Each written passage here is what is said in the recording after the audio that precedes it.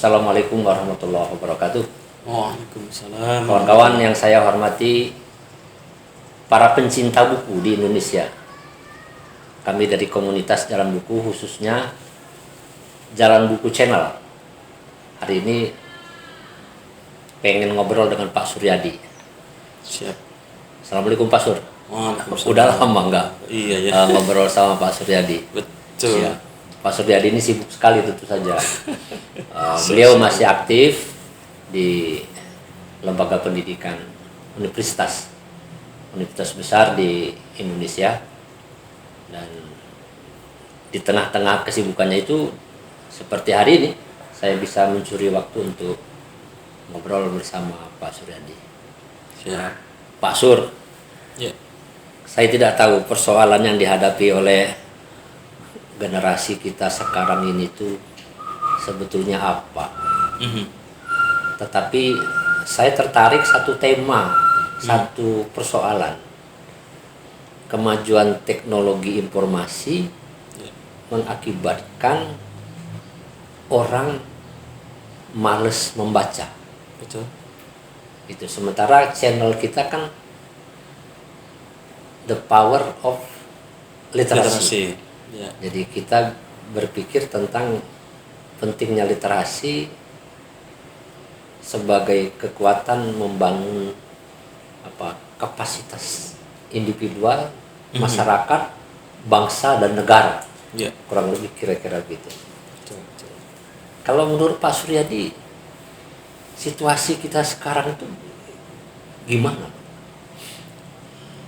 Ya, sejalan dengan perkembangan teknologi informasi dan komunikasi ya sebut saja era digital seperti sekarang ini, era media sosial sekarang ini memang mengubah pola komunikasi sih. Orang mencari informasi, mencari pengetahuan, mencari fakta, data dan realita itu tentu kan diproduksi oleh sejumlah media tadi. Jadi sejarah media ini kan dulu ya tutur tinular lah, seperti sekarang ini kita ngobrol gitu kan. Makanya di warung-warung kopi di kampung-kampung itu kan masih ada itu ya.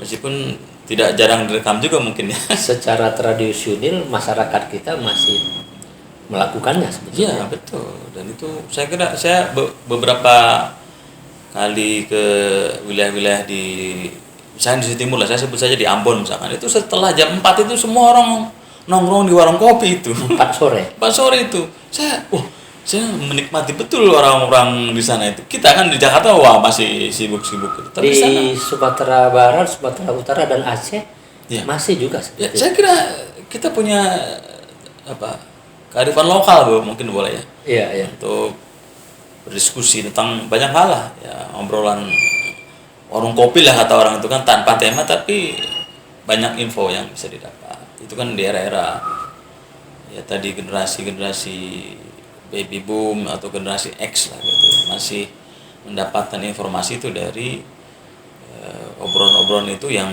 mungkin ada orang yang punya wawasan bagus, yang mungkin punya akses informasi tetap baca koran atau waktu itu ya. Sehingga orang ya sebenarnya juga tidak bisa dipisahkan. Literasi itu ya membaca, menulis, lalu menyimak gitu ya, atau mendengarkan, dengan berbicara itu, yang ngobrol itu ya satu kesatuan yang tidak bisa dipisahkan gitu. Sesuai dengan konteksnya, tidak bisa juga memang harus baca buku misalkan gitu. Iya. Tapi pesan-pesan yang terekam dengan baik memang kan dari buku. Maka buku menjadi salah satu kekuatan informasi yang utama ya di zamannya, dan saya kira mestinya masih seperti itu sekarang. Hanya mungkin mengemasnya itu. Saya kira buku tetap harus dihadirkan, tapi bagaimana mentransformasi pesan-pesan yang ada dalam buku itu lewat media-media yang ada. Saya kira channel Jalan Buku itu melakukan itu kan. Pak Sur, saya kan waktu masih kecil itu kan buku itu kan terbatas ya. Iya. Gitu kan ya. Nah, berarti kan tidak ada keharusan untuk membaca buku. Seperti gimana Pak? Ya. Iya kan, karena sumber-sumber informasi yang tadi kan, keterbatasannya buku. Waktu itu juga kan buku masih relatif barang mewah. Iya. Maka ada perpustakaan keliling didorong dengan itu ya, untuk bisa akses informasi gitu. Jadi, Nah itu yang akhirnya memang ya harus disediakan atau dibiasakan kan, supaya orang nanti segala sesuatu itu mencari ilmu atau pengetahuan itu ya di buku. Kan seperti itu kan, sebagai kompilasi pengetahuan, kompilasi informasi, kompilasi data dan sebagainya. apa enggak Pak Sur? Jadi sesungguhnya definisi kita tentang buku itu relatif dan dia berkembang sesuai dengan kondisi zamannya, Ya. gitu kan ya. Iya. Relief yang ada di Candi Borobudur Iya. itu kan menjadi buku juga, Menjadi buku juga. gitu kan ya. Tulisan-tulisan di daun lontar zaman dulu itu buku juga. Iya. Jadi tidak harus buku seperti buku fisik kertas on the paper seperti sekarang kan gitu. Nah kan yang penting adalah pencapaian atau perolehan pengetahuan itu dengan media-media yang ada kan gitu. Ya sekarang memang kita juga dalam konteks gerakan literasi tadi ya, cetak, multimedia, lalu sekarang ini internet, sekarang ini ada di media sosial, itu kompilasi-kompilasi yang dikumpulkan lewat media-media yang ada tentang informasi, pengetahuan, fakta, cerita dan sebagainya, itu kan di situ sekarang kan. Jadi memang gerakan literasi juga memang harus menyesuaikan kepada konteks media komunikasi yang hari ini banyak digunakan. Tentu buku tetap menjadi bagian yang tidak terpisahkan tadi itu. Pendekatan mungkin terintegrasi lah gitu ya. Kita juga tidak sepenuhnya menyalahkan, misalkan kalau boleh disalahkan ya. Meskipun sebenarnya itu kan konteksnya kan hari ini anak-anak kita bukan malas membaca sebenarnya kan.